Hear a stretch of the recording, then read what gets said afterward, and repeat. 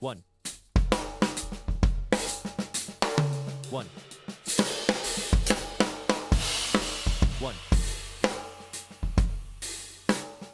1 1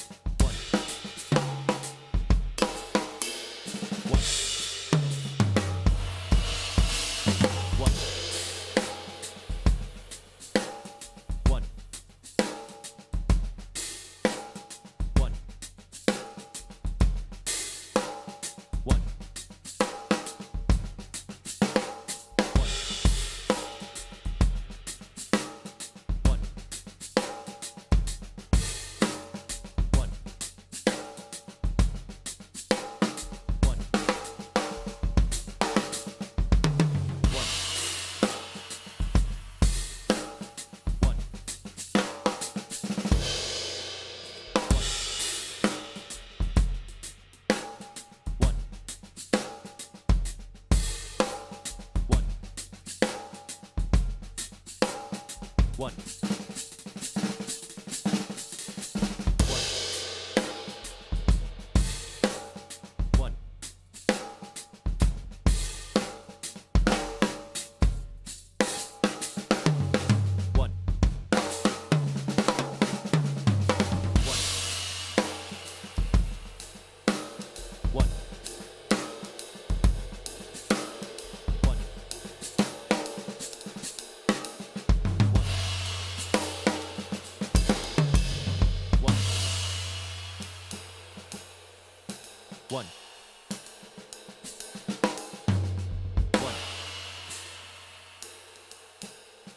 1 1 1 1 1 1 1 1 1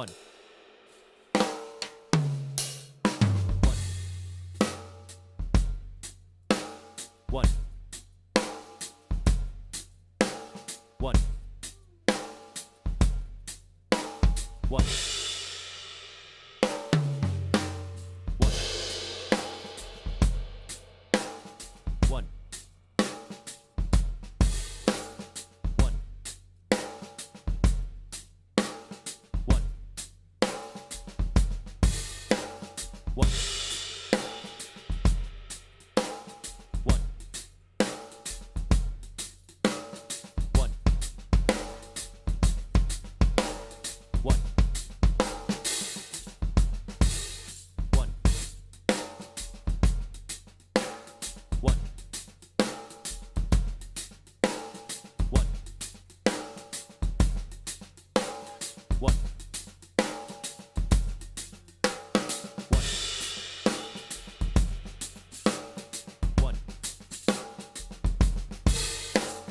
1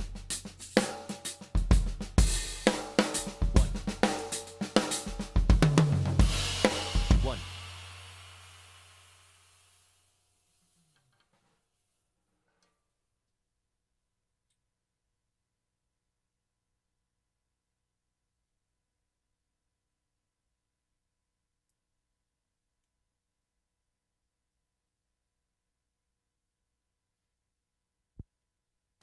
That is an incredibly humbling exercise. Put the metronome on beat 1 of a slow tempo. I'm at 65.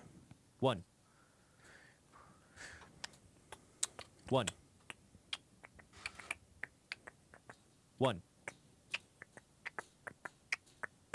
1 1 1 1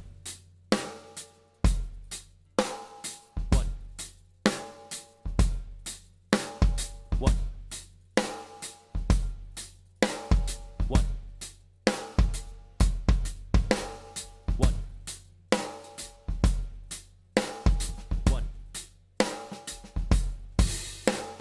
1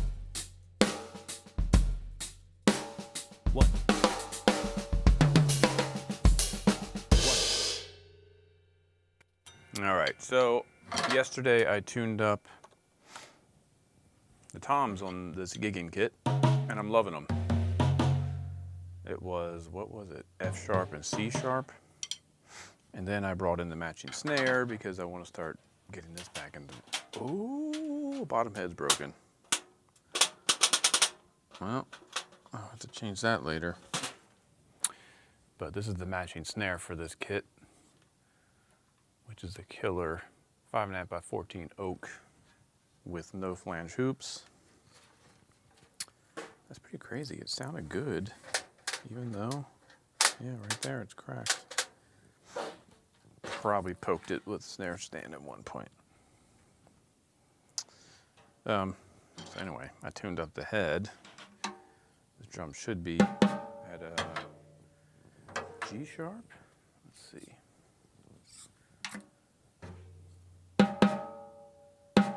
It's like a in between a G and a G sharp,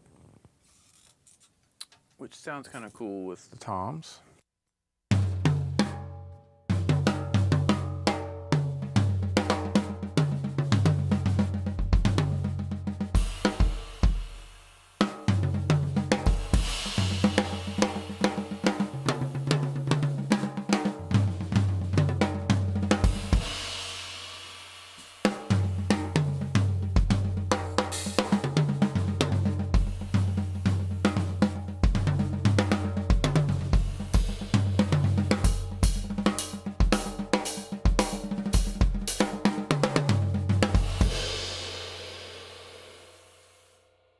With the snares on.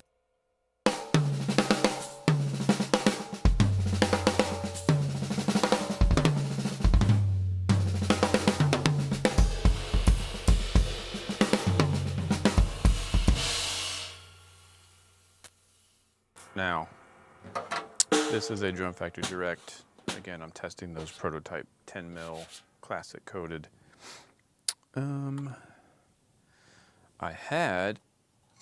I don't remember the company. I won't mention it if I remember, because this had a dampener with like had a sticker on top of it. I tried to take it off, and it looks like the adhesive and the foam part is just permanently on there. So this drum has that amount of muffling no matter what. Until I change the head, it's not really doing a whole lot. I have a gig coming up next week where the set list has a bunch of different kind of sounds, from like wide open meters, Medeski, Martin & Wood kind of funky stuff, to kind of more kind of classic studio, to some Grateful Dead, like kind of jammy stuff. And there's like a country song on there with a real big beefy snare. So I'm going to use muffling as a way to get all these different sounds on the gig without changing the tuning.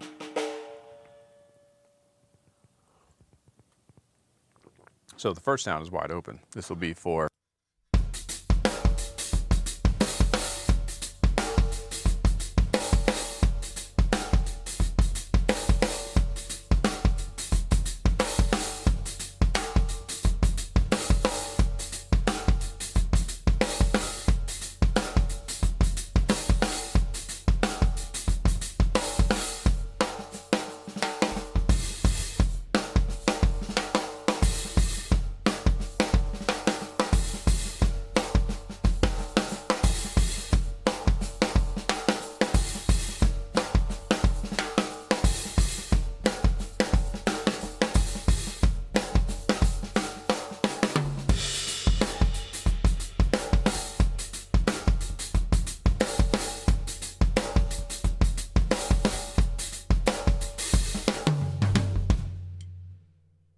that one, and then there's another one.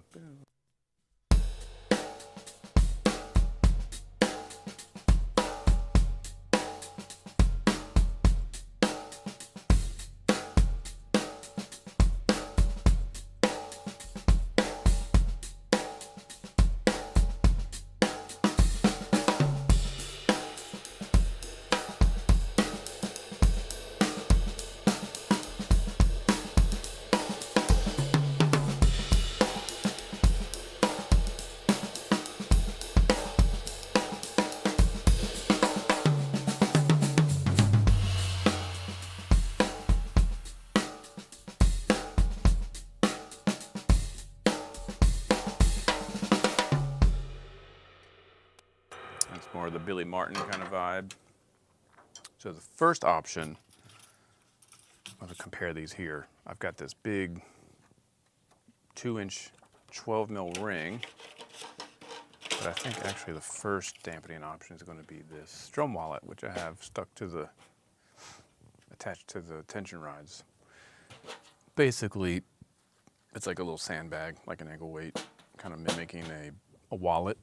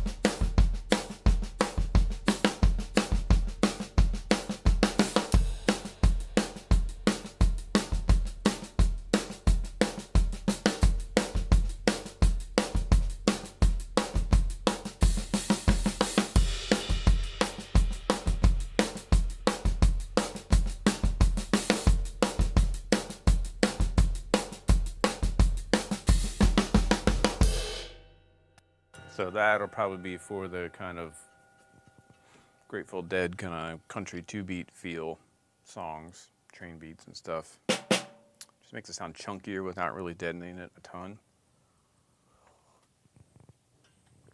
And these things are cool because they have a little hook, you can just fling them off.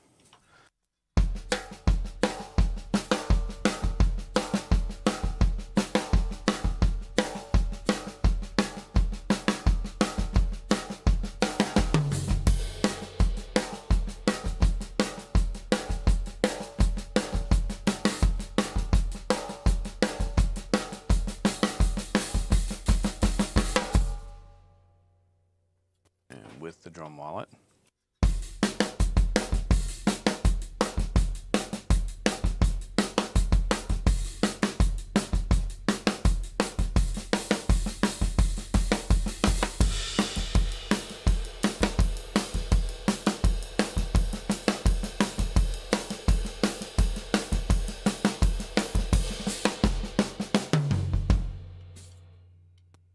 Real kind of like, I think of 60s, late 60s, early 70s drum sounds being defined by the wallet. What's up, Grace? Good to see you. Let's see what this guy does. This is a 2-inch ring.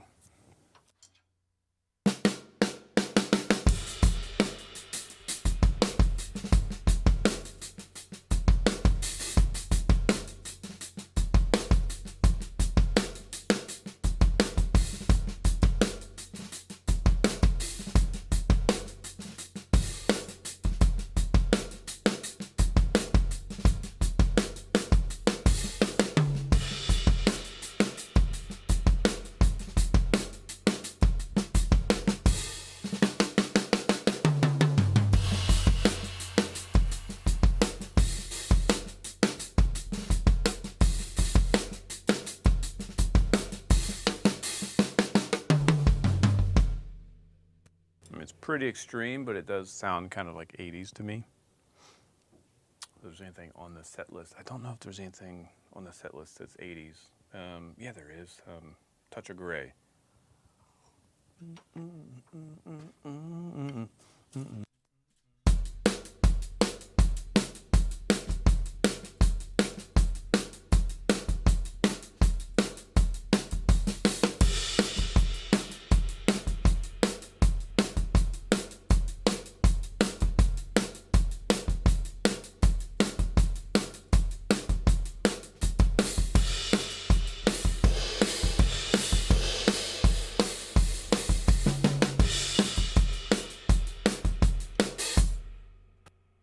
Pretty close to the wallet, so let's compare the wallet. That's going to be a 2-inch ring, and back to the wallet.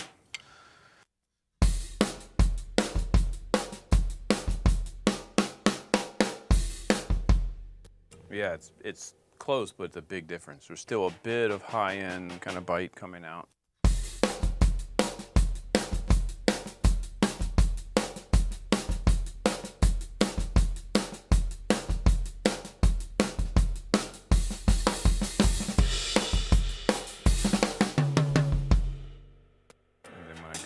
this. There's like none of that high-end bite, but it still like, has a strong presence and punch. This is the ring.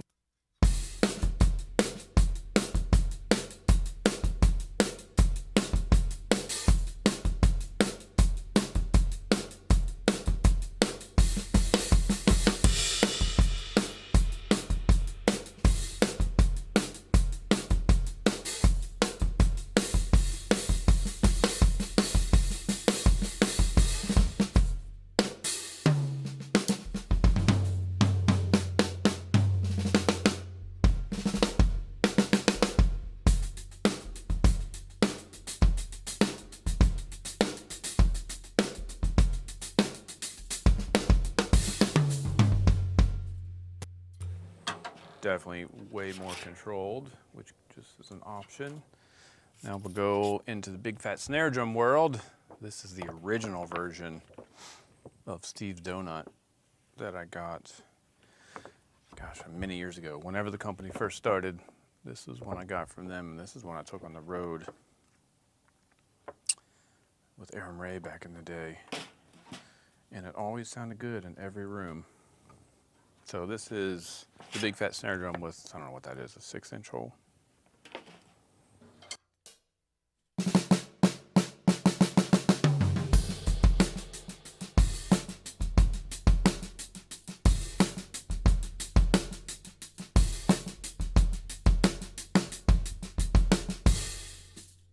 The wallet is a company called Drum Wallet.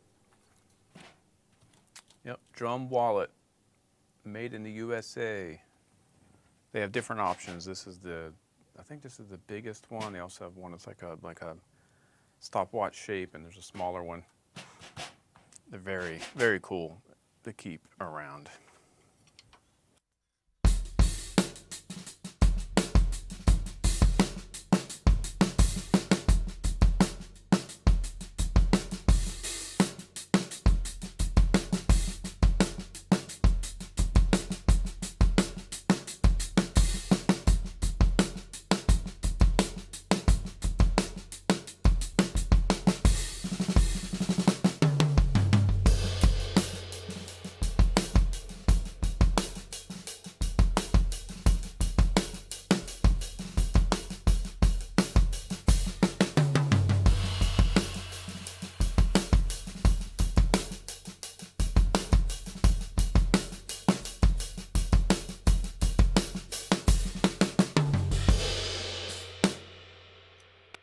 So way more volume control and much more compressed sounding. So let's compare that to this.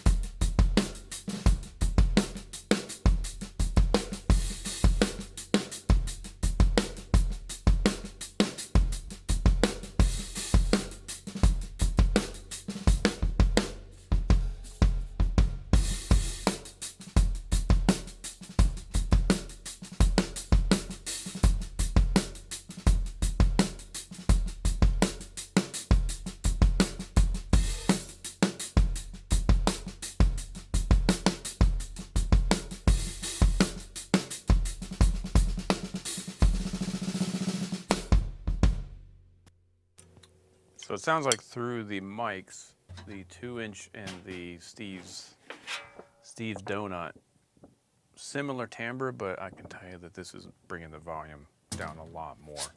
So I will take this because I know it's a low volume gig, and that might be what's needed to get the snare to not be crazy.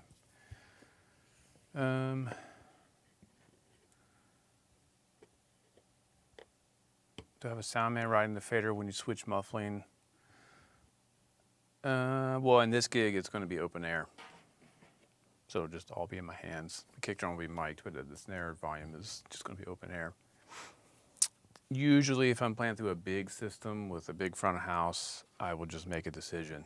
I'm going to use Steve's Donut all the time, or I just pick one, whatever works for the room, and I don't change it. And if I need something else, I'll have an extra drum. Speaking of which, I have not, you can't see it, it's in the dark, but I have not done a full video on this signature snare yet, but I will. 6.5 by 14 mahogany gum relic. I need to do that, but I'm hesitant to fuss with it because it's kind of dialed in for this gig coming up in a few weeks. So once I get past that, I'll probably change the heads and do a fresh demo of it. All right, now this is the last one that makes this transforms the drum. This is the Big Fat Snare Drum Green Monster, very thick. This is the one that gives me that slinky Matt Chamberlain, modern country slinky ballad vibe, which we have for one song.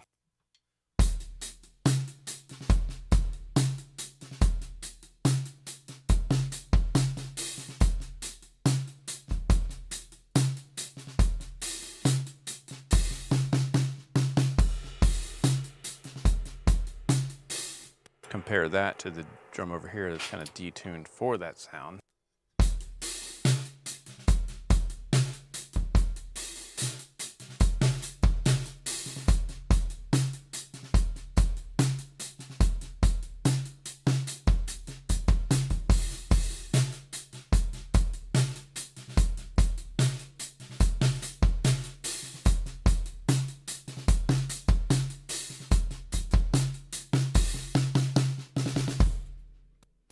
Pretty magical because this drum is tuned incredibly high by comparison to this one. So my detuned drum, this drum,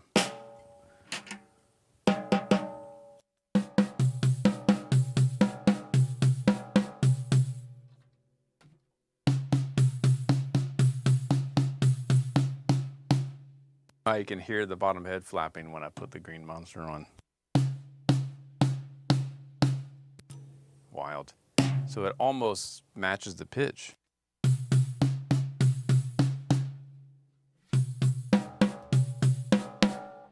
And they're not tuned anywhere close to the same. So this is my secret weapon for whatever. It's like I need one song needs to have the big gushy thing and I don't want to take a second drum. Just throw this on. You got definitely have to hit it harder because it cuts a lot of volume.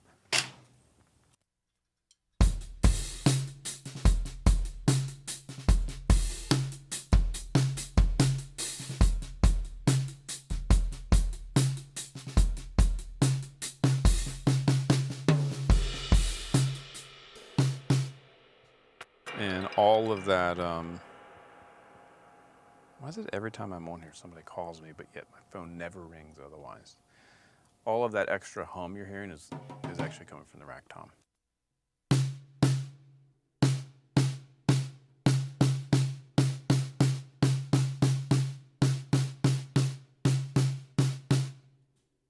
Pretty crazy.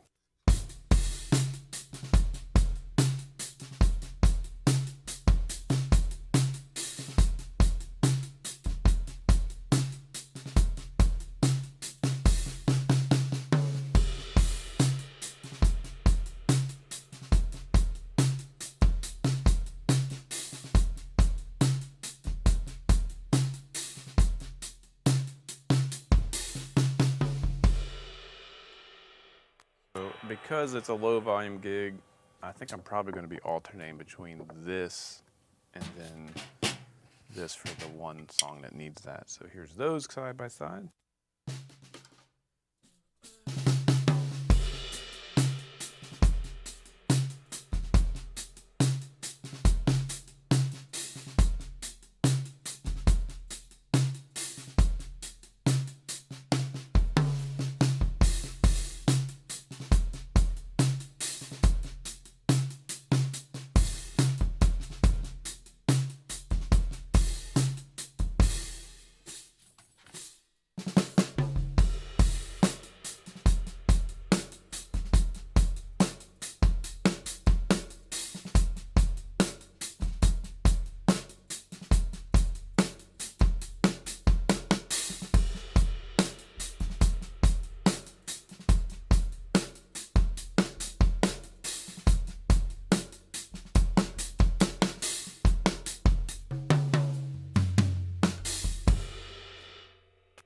So they have a similar kind of volume control with these two. So if you're going to do any swapping, maybe sticking with those two, because I think this is considerably louder.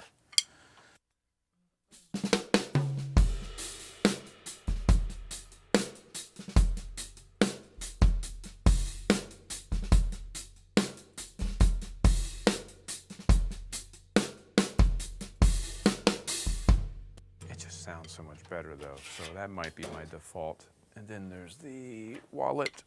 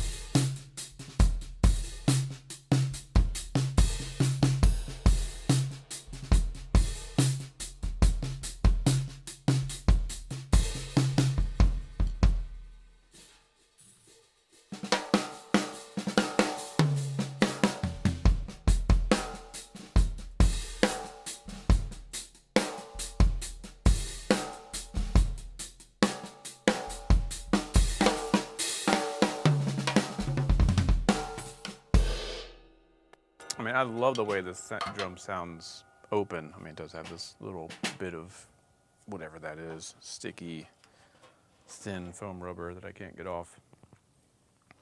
But I just know, majority of the time, this is just going to be too much. It's going to be too bright. It's going to be not necessarily too loud, because I could control it with my playing, but just too bright for majority of situations, unfortunately. I love it, but unless we're in a really beautiful, warm sounding room with a good stage sound, it's just going to be annoying for everybody. It's going to be biting.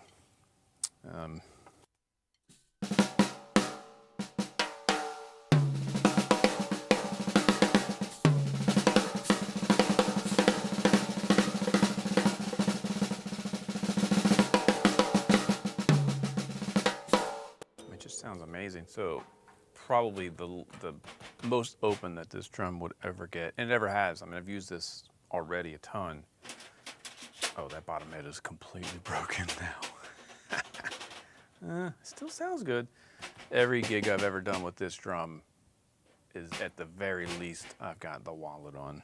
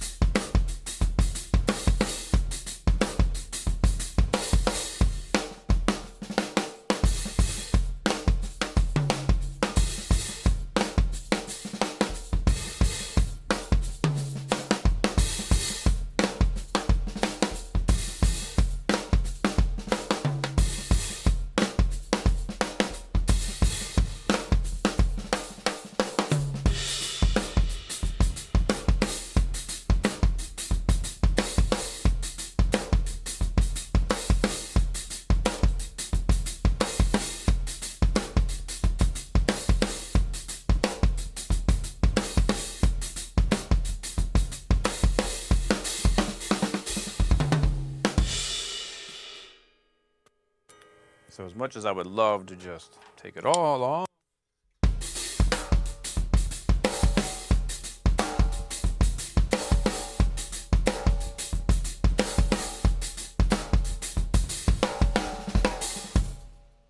I mean, that's so much more kind of true to the form, but it just doesn't, in my experience, that is not a pleasing sound in a room that's not perfectly acoustically tuned.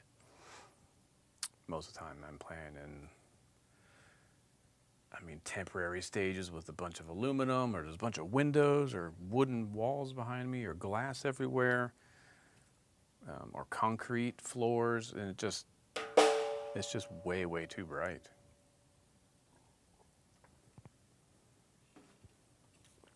Sometimes there's one artist I play with. I always set up the drums and just give him a light hit to see what's working in the room. As soon as I hit the drums, he goes, "Whoa, that's bright!" No matter what. I could have a 16-inch snare drum with a hydraulic head tuned as low as it can go, and he's going to go, "Whoa, that's bright." So I have to just assure him it's not going to sound that bright once we all start playing.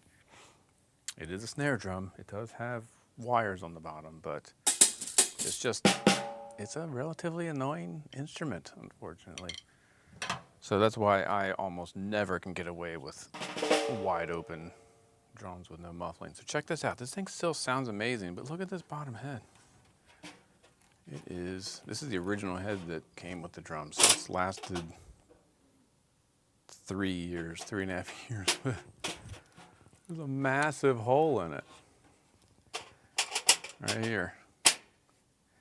And it's only getting bigger the more I play it. I definitely have to change it. What happened was I, in a hurry, sat it down on the snare basket and one of the arms popped it. It's not from playing. It's not a defect.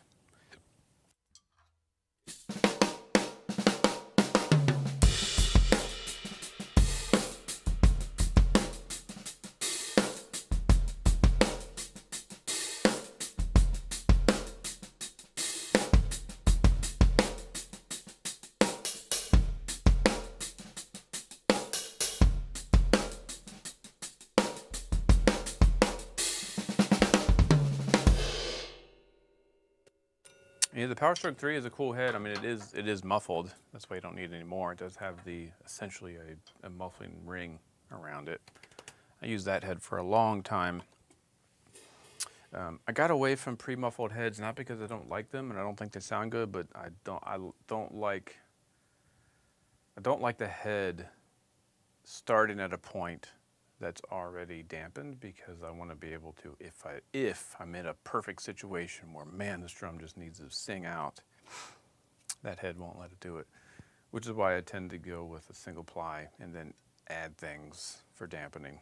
It makes it a little bit more complicated and a little bit more fussy.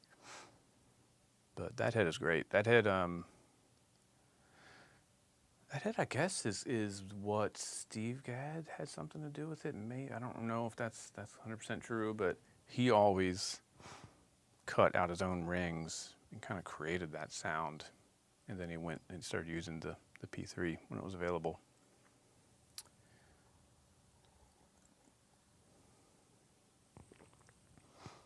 Bobby, opinion on the UV1s? That was asked yesterday. I guess there's a lot of curiosity. Love them. I absolutely love the UV1s. I have used them many times, and oftentimes it's my preferred choice for snare. I like the extra durability. The coating does not wear off. Over time, the head will stretch and dent, but that coating is kind of ridiculous. I had them on this kit. I believe it was this kit for a year. And the coating was still pure white with no noticeable, it wasn't wearing out, it wasn't chipping away. The heads were just starting to overstretch in the middle and divot out. So they're amazing. If you need a little extra durability and you like a one-ply head, they're slightly punchier than the G1, but they're amazing. I don't need a ton of durability on my toms anymore, so that's why I tend to go with the G1s. I just like the slightly more open sound. and I can deal with the coating getting dirty and wearing out over time. On snare drums, I mean, I usually start with a G1 on every drum just to kind of get a feel for what the drum does. And then if it's a drum I know I'm going to be really smacking a bunch, next choice would be the UV1. The only reason I don't use them more often, honestly, is they're more expensive. And I don't wear through heads a ton, so I go with the more affordable G1. But yeah, they're amazing. The UV EQ4 bass drum batter, incredible. My second favorite. I like the frosted EQ4 the best, but the UV EQ4 sounds amazing. It's my second favorite bass drum head.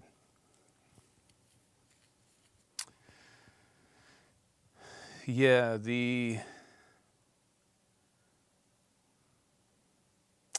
I would assume your question here, or your comment about the UV 1s and 2s on Catalinas. Yeah, they're probably a little bit too unforgiving for those shells because they are stiffer because of that coated applique that's on them. So they're a little bit stiffer out of the box, so the head doesn't conform to irregularities on the bearing edge as well.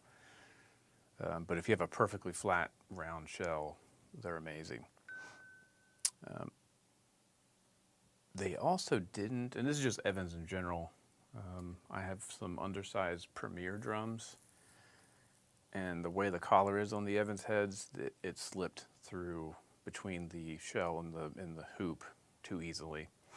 So I can't use Evans on that kit because it's slightly undersized, so the head just kind of shifted around too much. It needs a more square collar versus the slightly rounded collar of the Evans. Yeah, I think with Catalinas, I would just go with G1s. Give you the most flexibility, and they're going to sound good. Unless you're just tearing through them, then G2s.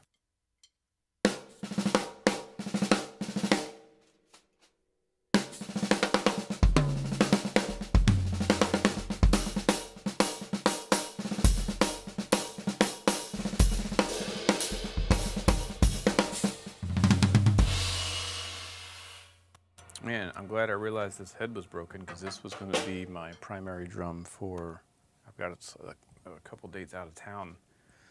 I was going to use this as my primary drum over the Ludwig Chrome over Brass for these dates, just to get it back into the rotation. And so I better change this head because it's just going to eventually completely blow out. That's crazy. Still sounds good. For now, I bet another 10, 15 minutes it's going to sound like a wet balloon.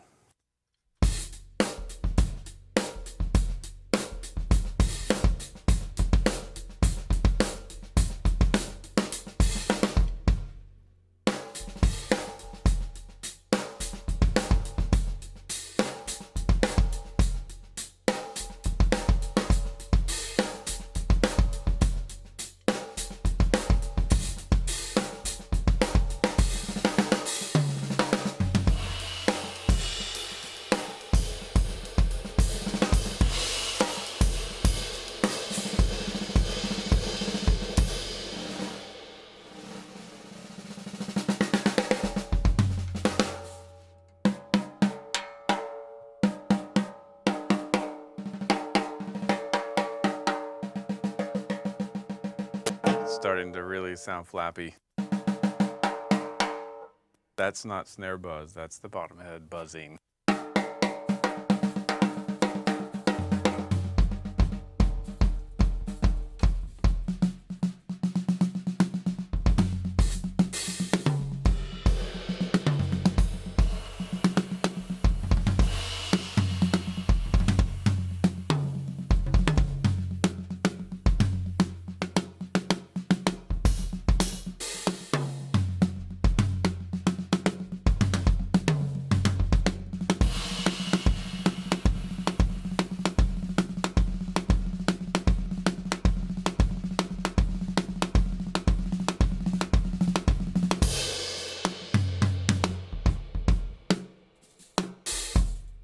Yeah, you're witnessing a murder here. This head is getting murdered.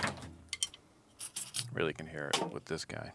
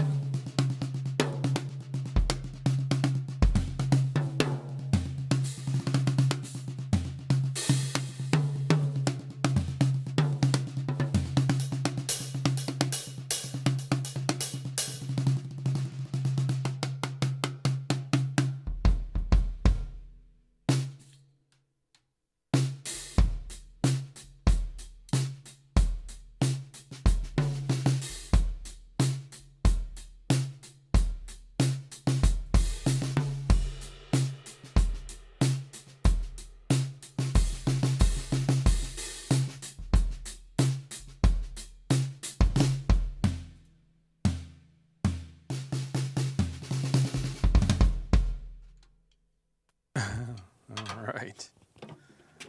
It is holding on, but for dear life. Ooh, ooh. HD dry, that is is that a 2-ply head? I think the SD dry is a single ply head. I think the SD dry is a single ply head with the muffling ring and the holes. I think the HD is a 2-ply head. 7.5 mil and a 5 mil with the dampening ring and the holes, if I recall. That HD dry is super cool. I use that on a couple drums where I want to just punch. That's a nice sound. I've used both of those. I actually considered ordering some when I was ordering new heads yesterday. But then I did. I ordered a for my coffee my coffee stand over here. I ordered a 12-inch HD dry, I think, for this, and I'm hoping it'll eliminate the need for all these freaking pockets of tape and towel to just get this drum to sound punchy right out of the box. So we'll report when that comes in.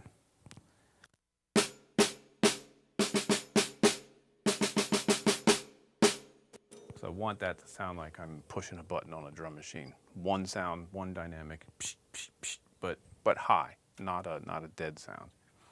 So I'm hoping that does that.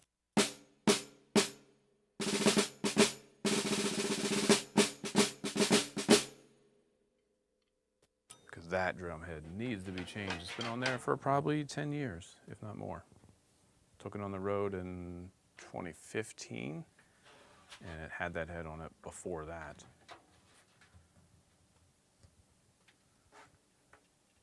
All right, what else?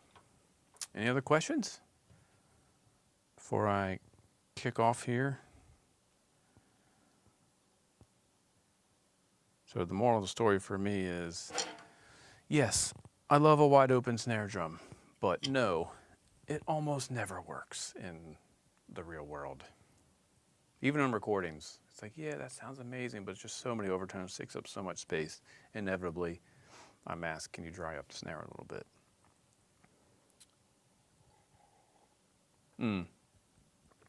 Right, it is a 7.5 and a 5, or 7 and a 5. Snare weight. I have the snare weight on my Bucks County drum over there. Hang on. Let me just get it. Can I reach it? See if I don't yank my in-ears out. It's the worst feeling ever. Hang on. I'm going to mute this.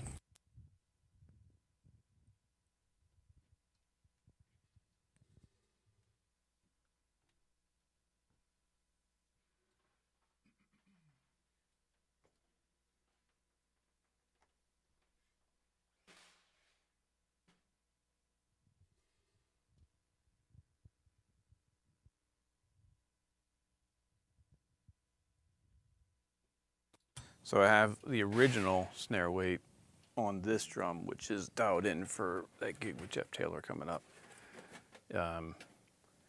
This is the heavy brass block. I can take it off here. It's a big old magnet made of solid brass. I don't know if they still offer these. This was the prototype that I got at the NAMM show when they first launched it, how many years ago that was.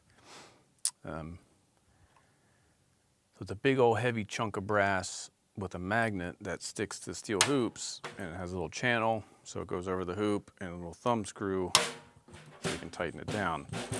It came with some small leather pieces, and then also with these large pieces, so the magnet keeps them in there. And I don't know what this became. This is what they're currently selling, is like the M something, M1. But this is a great option. But it's living on this drum permanently until I get through this gig.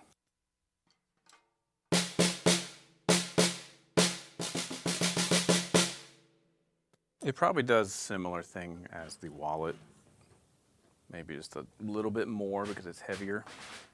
But it's a similar concept. It's a weighted device that sits on the head, applies pressure.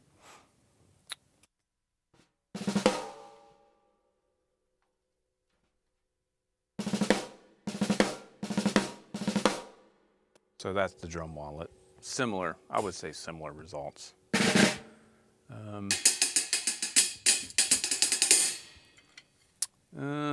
Okay, I get through questions here. Mike, is it better to dry up the entire kit for recording in a pre-resonant collector's kit? Yeah. I'm going to say in the studio, the amount of times I've used wide open drums. I mean, recently, I have an artist who wanted me to use wide open, crazy, Bonham sounding drums. And he ended up only using like maybe the mono overhead and a room mic for the mix. So that kind of skewed my percentage. I used that on probably 6 songs on his record, but that was a very specific sound. It didn't, I mean, the bass drum was wild and crazy.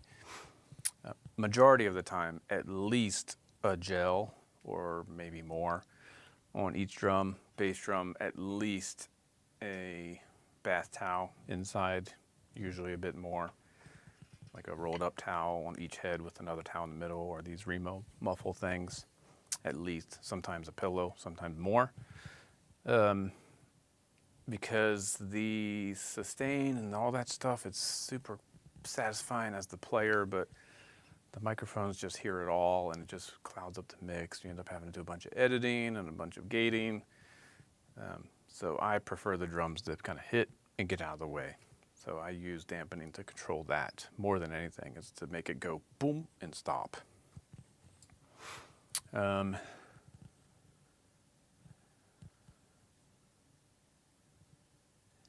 the snare weight stuff is cool. I think it's really ideally just for the snare drum. Otherwise, just gaffer's tape and dampening ring. I mean, all the other tricks. I use shop rags, and I have some binder clips on toms if I want to go for a really kind of dark tom sound. That's what I do most often because it's just easy to put on and move around and manipulate around different size drums and hardware.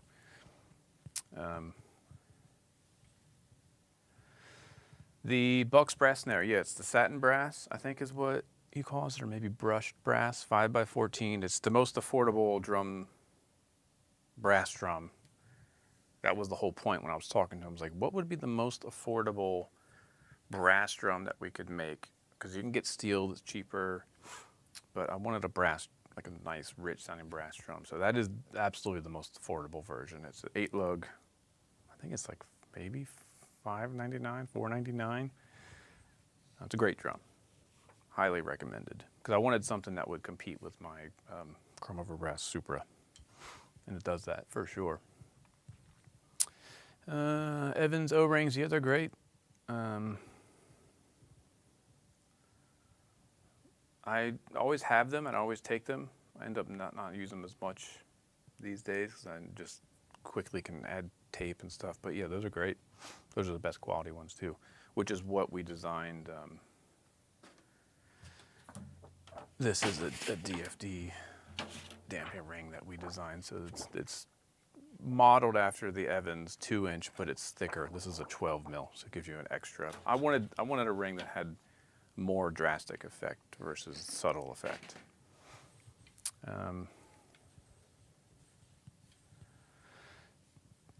Thinner than what? You mean thinner than 1 inch or actually thinner ply? Because they're all kind of different. I think the Remos might be the thinnest. But be careful, like as far as the thickness of the film. We tested all of that. We did 5 mil, 10 mil, 12 mil, 1, 1.5, 2 inch.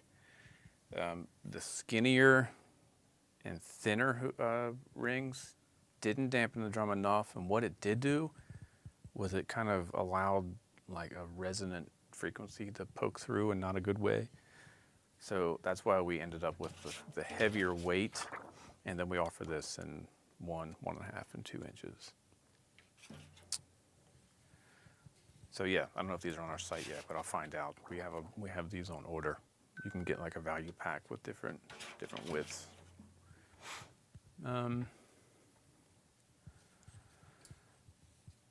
Yeah, that DW pillow is cool. That works often. Sometimes I have to throw another towel in there just to keep the heads from humming constantly.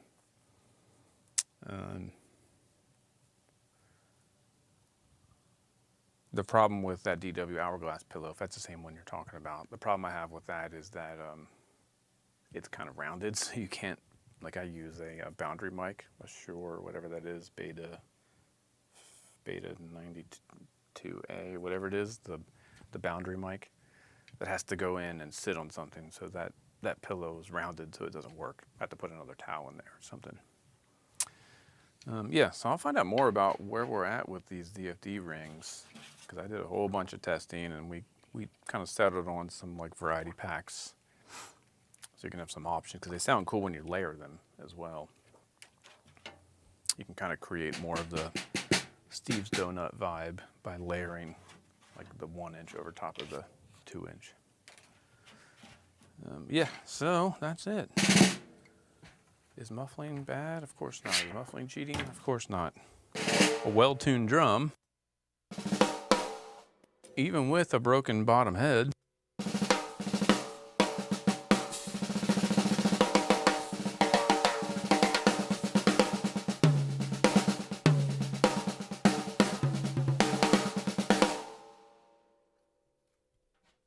provides the maximum versatility.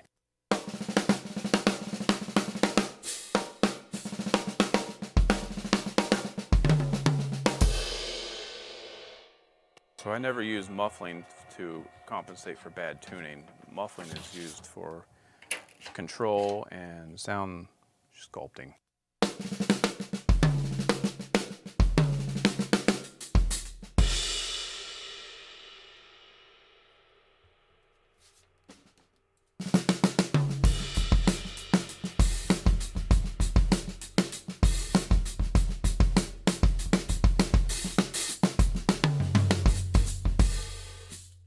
That feels so much softer. Like that's the one that would, the person who complains about the snare drum being bright, this is where I start, because it gets rid of that attack.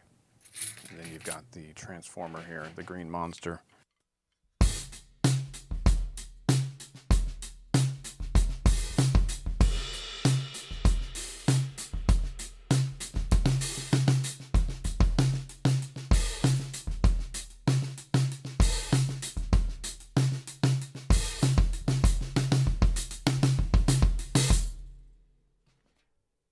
So that's definitely the specialty guy that I'm going to take all the time, just in case. 12-inch damping rings work well on a 14-inch snare. I don't think I've done that on purpose, so I have to try that. I've definitely used 14-inch rings on 16-inch floor toms just because I don't typically carry 16-inch rings with me, but I might have a bunch of 14s. So if the floor tom just sounds wild and crazy, I'll throw a 14-inch on the floor tom. This is a Steve's Donut.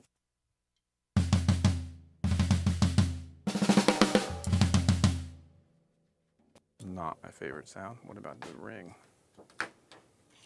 This is a 15-inch drum too, it's not a 16.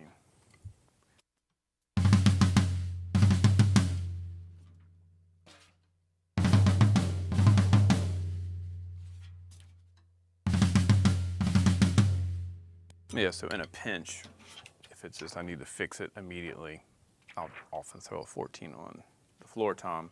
So I've got to try the 12 on the snare. My only concern would be it moving around and then the stick getting stuck under it, but who knows if that'll happen. Sometimes BFS, interesting. So you do the 14-inch big fat snare drum original, like the full head one, and then you throw a 12-inch ring on top of it. Yeah, because I don't love the original big fat snare drum for that reason. It tends to bring out an overtone that isn't great. If I use the big fat snare drums, most of the time it's either the skinny rings with the ones that have like felt on them, Steve's Donut, or I go full on with either this one or the square one that has the black square. Sweet, I have to try that. Big Fat Snare Drum original with a 12-inch ring. If I had 12-inch rings, I know I'd do somewhere. All right, I've got to do some drum tech work because of this freaking broken bottom head. Amazing. It still sounded good. You know, I was at a gig a couple weeks ago, and I brought this drum out. I was like, this is going to sound great in here, and it just sounded really, really weird. That might have been when I broke the bottom head. It just sounded really just funky. It sounded like a broken drum, and I didn't even think to check. So I'm going to hop off and swap bottom heads on this guy because I've got to run out of town for some gigs in 2 days. And this thing needs to sound good by then. The bottom head is completely broken. You can hear it.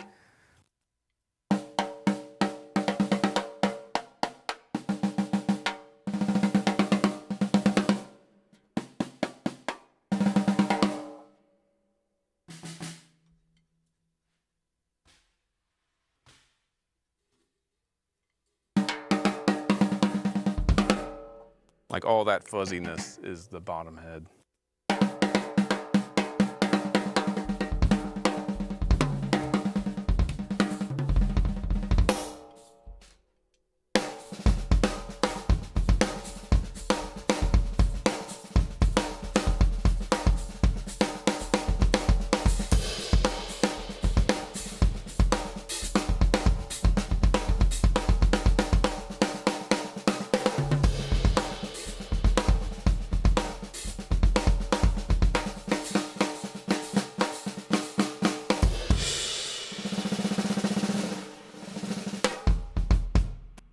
So, like I said a few minutes ago, it's hanging on for dear life, but it is going to die. Yeah, I would not condone cutting a hole in the bottom of your snare drum head. Not a good idea. Okay, do I ever post footage of my gigs? I don't. I don't. Sometimes other people do. Simply because I don't want to have my focus for the gig to be on the camera that I set up. I don't want to be playing to the camera at the gig. I don't want to be distracted by cameras that I put up.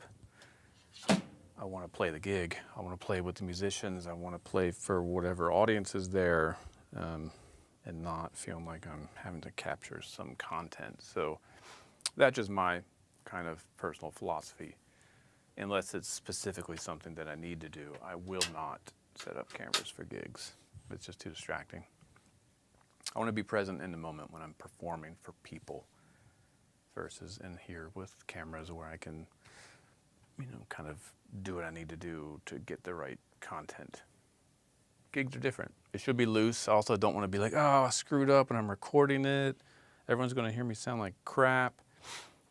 It's not the point of gigs for me. The point of gigs is being in the moment and expressing and having a band vibe that's connecting with the audience, which doesn't translate to a camera all the time.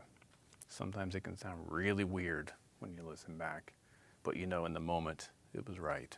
So that's my little rant on setting up GoPros and all that stuff at gigs. But other people will do it and post it. And if they tag me, I usually untag it because, again, it's not what I want to share. Like, come to the gigs if you want to experience that. That's my kind of asshole response. But live music is live music. Recorded music is recorded music, and I don't think they're supposed to be presented the same way. Okay. That said, I'll start making some announcements of gigs. Maybe some of you are in areas where you can catch some shows. I almost took a touring gig with Randy Rainbow. It would have started in October and went all the way through February. And it would have been an amazing gig, but scheduling wise, I just couldn't make it work out. And that would have taken me all over the country for his hilarious political comedy show. Maybe next year I'll be able to hop on it. But for now, it's all regional stuff around DC, Baltimore, Pittsburgh, Virginia. So, all right. Yeah, I would have played Buffalo with Randy Rainbow, I think, or Albany, somewhere up in that area. But I've got some other ideas in the works. I might have my own project here for next year. That's kind of a goal, to actually put a band together, a working band, and book some short runs. And Buffalo's not that far away, so we'll probably hit there. I played Buffalo many years ago. I don't remember the name of the club. Maybe it was Albany. Firefly or Bug Jar or something like that. It was super fun. So stay tuned. I'll make any kind of announcements about that when it's ready. But for now, have a good day. Tomorrow's Thursday. I'll probably be back on around noon. So see you then.